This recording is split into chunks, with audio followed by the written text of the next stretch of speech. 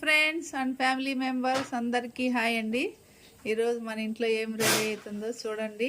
Cabbage బోండాలు, క్యాబేజ్తో బోండాలు ఎలా వేసుకున్నామో చూద్దాం రండి. ఇదిగోండి, చిన్న క్యాబేజు కొంచెం కట్ చేసినాను, ఒక ఆనియన్ కట్ చేసి పెట్టినాను.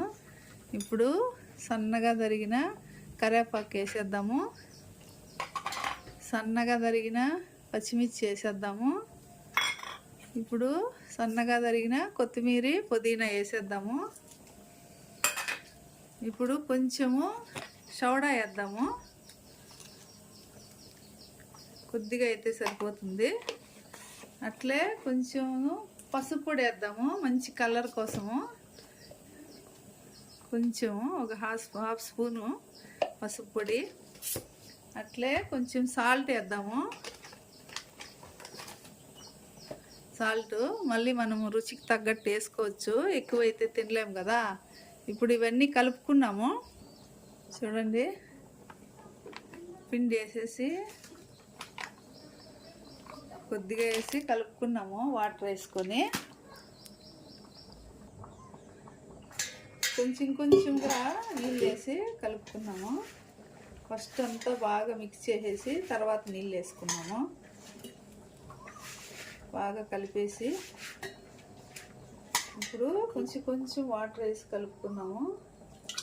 పిండి తక్కువైనా వేసుకోవచ్చు. మళ్ళీ అంతా కలిపేసి చూపెడతాను మళ్ళీ మీకు. మళ్ళీ చూడండి, ఇట్లా కలుపుకోవాలా. చూడు, ఇట్లా ఉండాలా, ఎందుకంటే ఆయిల్ ఎక్కువ లాగదు. కొంచెంసేపు ఒక 10 మినిట్స్ మూత పెడితే దీంట్లో నుంచి కూడా నీళ్ళు వస్తాయి. అందుకని ఇట్లా గట్టిగా కలుపుకున్నాము. మళ్ళీ మీకు పకోడా వేసేటప్పుడు చూపెడతాను. చూడండి ఫ్రెండ్స్, క్యాబేజీ బోండాలు ఇట్లా వేసుకోవడమే. దీన్ని పకోడా కూడా అంటారు, బోండాలు అంటారు. ఇట్లా చిన్నగా వేసేయడమే.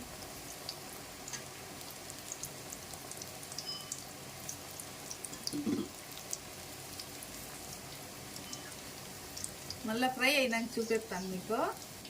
చూడండి ఫ్రెండ్స్, ఎట్లా ఫ్రై అవుతున్నాయో క్యాబేజ్ బోండాలు, క్యాబేజ్ పకోడాలు.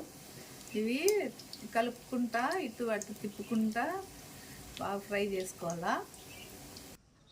చూడండి ఫ్రెండ్స్, వేడి క్యాబేజ్ బోండాలు రెడీ అయిపోయినాయి.